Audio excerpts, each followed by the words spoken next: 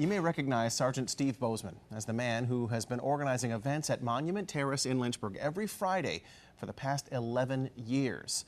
Or maybe from our profile of him during our Heroes from the Heart of Virginia series last December. In that story, Bozeman mentioned a lifelong dream of his is to find somebody he deeply cared about but didn't know. Parker Slaybaugh set out to make that dream come true and has this story. Lynn and Noreen, for years, Sergeant Bozeman has wondered what happened to a man who he only knew for a few moments, a man whose life he saved during the Vietnam War. He told me his story, and his bravery inspired me to begin the search.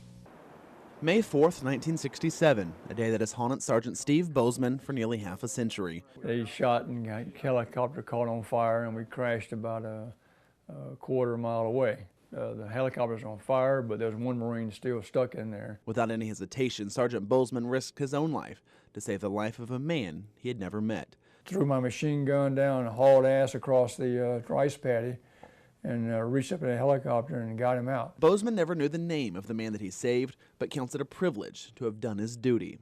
Sergeant Bozeman first told me that story back in December. Behind the scenes and unbeknownst to Bozeman, I began to search for the lost Marine.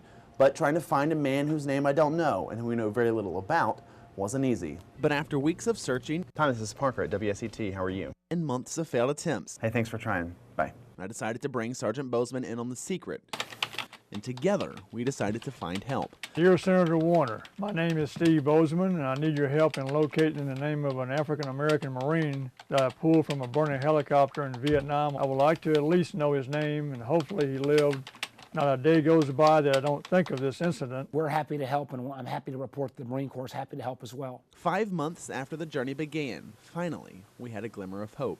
Senator Warner and his staff filed a request with the National Archives. What Mr. Bozeman did was a real act of heroism. I'm blessed to live a long life, have kids and grandkids, so I hope he did too. For 46 years now, the same scene plays over and over in his mind. I can still see him laying right there in front of me when when we picked him up on the stretcher and brought him in the helicopter.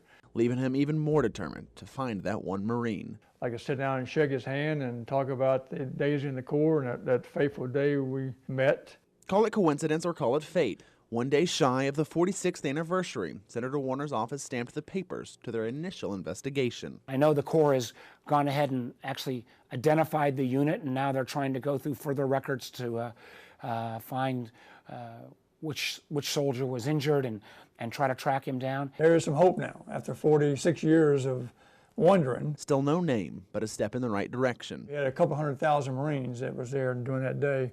Now we got down to at least 100 Marines that we can identify. A lot of questions remain to be answered, but one I already know to be true.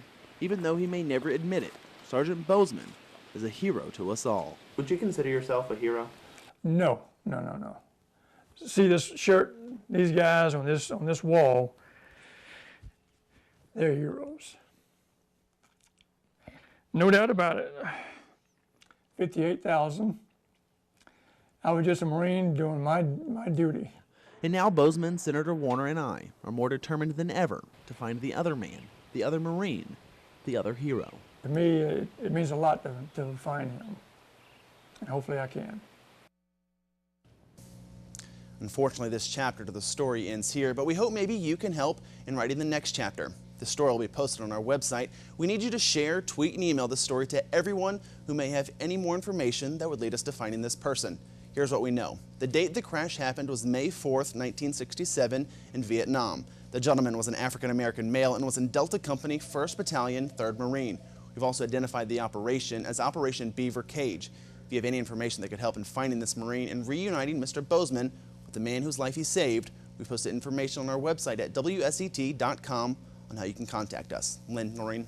Oh boy, thanks to Parker for that story. Yeah, what a wonderful meeting that would be. Oh my gosh, I two. hope we get to be there with that. We're going to keep working on it.